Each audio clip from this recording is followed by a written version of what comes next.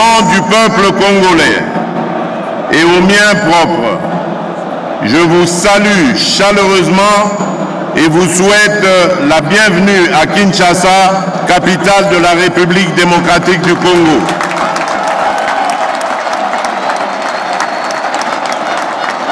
Aujourd'hui,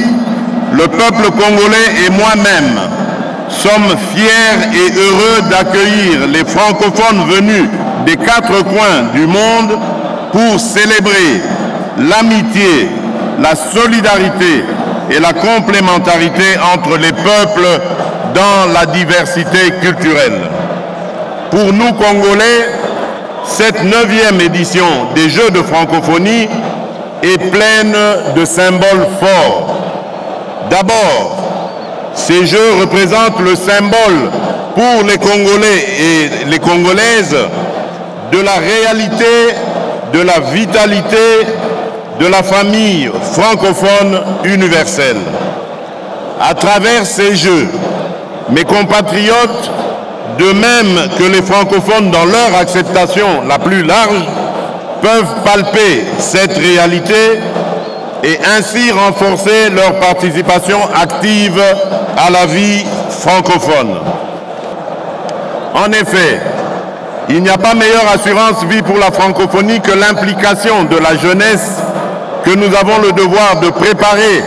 à la reprise et à l'entretien du flambeau allumé non seulement par l'usage châtié de la langue française, mais aussi par les interactions multiples, notamment dans les activités sportives et culturelles, vecteurs de l'amitié entre les peuples, ainsi que des valeurs cardinales de la francophonie, dont la démocratie, les droits de l'homme et les libertés fondamentales, l'égalité entre hommes et femmes, la diversité culturelle et la solidarité. Ces 9e Jeux de la francophonie sont enfin le symbole fort de l'attachement de la République démocratique du Congo aux valeurs et objectifs de la francophonie, ainsi que de l'affirmation de son appartenance à la famille francophone. Notre pays a l'ambition de continuer d'y jouer un rôle significatif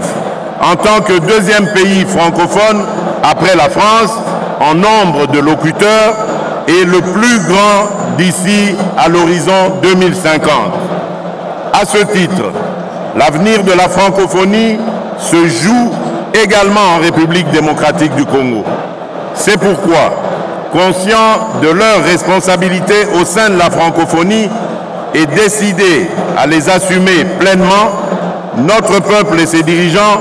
ont consenti d'énormes sacrifices pour organiser ces Jeux dans une conjoncture financière difficile due à la pandémie de Covid et à la crise de sécurité à l'Est.